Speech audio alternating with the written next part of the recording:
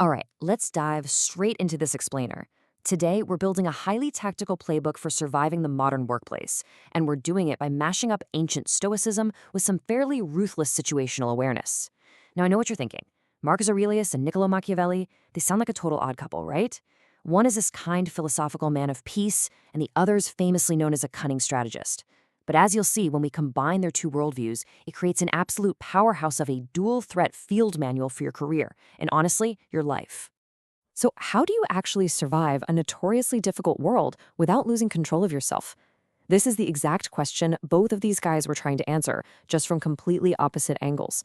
And honestly, it's the ultimate key to protecting both your inner peace and your outer position. Because, let's be real, human nature hasn't really changed since ancient Rome or Renaissance Italy.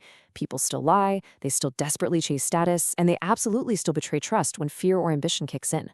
So we're going to figure out how to navigate all of that reality without becoming completely cynical or completely naive. Here is our roadmap for today's explainer. We'll start with two sides of one coin, then mastering the inner world, tactical outer awareness, navigating office politics, setting professional boundaries, and we'll cap it all off with the unshakable daily routine. Okay, starting with part one, two sides of one coin, where inner discipline meets outer awareness. Look, a lot of people think that just being a good person is enough, or on the flip side, that just being powerful is enough. But to truly thrive out there, you absolutely need both. Think of it like this. Marcus Aurelius plays defense for your mind. He studied inner discipline to keep you from sabotaging yourself. Meanwhile, Machiavelli plays defense for your career. He studied politics and behavior so other people don't sabotage you.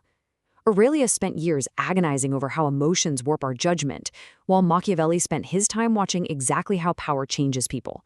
If you only study one of them, you're literally only half prepared for the real world. But together, they give you the complete picture.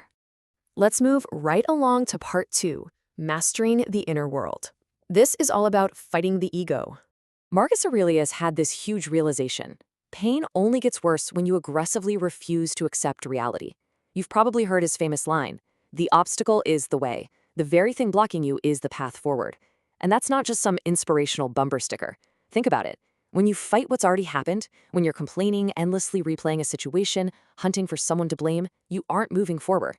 You're just keeping the wound open. If a massive project tanks or you lose your job, that pain actually carries vital data. It's redirecting you somewhere better. Aurelius firmly believed that difficulty isn't the universe personally attacking you. It's the raw material you use to build character. Which brings us to this idea of genuine steadiness. The crucial takeaway here is that true confidence is not arrogance. Not at all. It's anchoring your self-worth entirely to your own behavior, rather than the constantly shifting, totally unreliable opinions of your coworkers. Aurelius battled his own ego constantly because he knew that if your foundation is built on needing a pat on the back, then every piece of criticism is going to feel like a deeply personal attack. Genuine steadiness means you can sit there, take really hard feedback, and not fall apart, because your foundation is your own values, not temporary praise. All right, part three, tactical outer awareness, seeing what is actually there. Now we flip the coin over to Machiavelli. He looked around and realized, hey, being a loyal, upstanding person doesn't magically create a force field around you when power or self-interest enters the room. He spent his whole life watching human behavior and figured out that blind trust is a recipe for disaster. Notice how he frames trust here. It's not this romantic leap of faith, it's something you verify slowly, through observation. He wasn't telling you to be a paranoid weirdo who trusts no one. He was saying, watch the patterns. Who suddenly changes their tune when the boss walks in? Also, look at strategic disclosure. In the real world, oversharing hands leverage to people who haven't earned it. Choosing to stay silent isn't lying. It's just exercising incredibly good professional judgment. Let's get into part four, navigating office politics. This is where we put this synthesis into action. I absolutely love this breakdown because it highlights the traps. Pure Stoicism, you might just become a passive target, confusing conflict avoidance with virtue. Pure Machiavellianism, you end up isolated and utterly paranoid. But synthesizing them, that's the sweet spot. Let's look at these three scenarios. Say a friendly colleague suddenly gets super competitive over a new promotion. The Stoic in you accepts that people are flawed and protects your peace, while the tactician realizes the stakes have changed and keeps a close eye on their patterns. What about a conflict-avoidant manager who won't give feedback? The Stoic focuses solely on their own output without needing approval, but the tactician clocks that this avoidance is destroying team authority. And finally, a perceived slight, like someone ignoring you in a meeting. The Stoic pauses before the ego screams disrespect, and the tactician refuses to react emotionally, knowing that predictability just hands power right over to manipulators. Moving to part 5, setting professional boundaries. It's all about respect over approval. Machiavelli makes it painfully abundantly clear. If you are a professional who constantly tries to please everyone, you are going to lose your authority. Period. Being liked and being respected are simply not the same thing. Think back to that conflict-avoidant manager. Instead of making excuses for bad behavior just to keep people smiling, you have to use internal scripts to maintain your boundaries. Literally tell yourself, I will set a standard and hold it. Or, I will choose silence and strategic disclosure. Real authority doesn't come from intimidating people. It comes from honoring your own word. People actually crave leaders who will tell them the uncomfortable truth. Because if you broadcast that keeping the peace is your #1 priority, people will absolutely renegotiate your boundaries and quietly take advantage of you. And the deepest cost here? You slowly lose your own voice. You start second-guessing your gut just to keep others comfortable. And here's the harsh truth. The people who only like you because you bend over backwards for them will vanish the second real trouble hits. But the folks who genuinely respect your standards, they'll stick by you, even when they disagree with you. All right, part 6, the unshakable daily routine, your tactical playbook. Let's tie everything together into a daily routine you can literally start using tomorrow morning. Step 1, a morning reflection. Get ahead of your ego and identify your personal biases before the coffee even kicks in. Step 3, pattern observation. Watch what people do, not the fluff they say.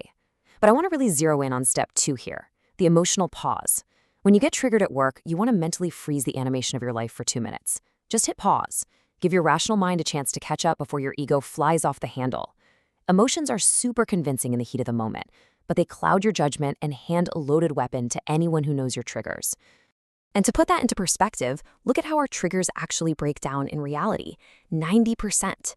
Marcus Aurelius used a brilliant little hack during his emotional pause. Whenever he felt his blood pressure rising, he'd ask himself, is this actually going to matter in a year? What about 5 years?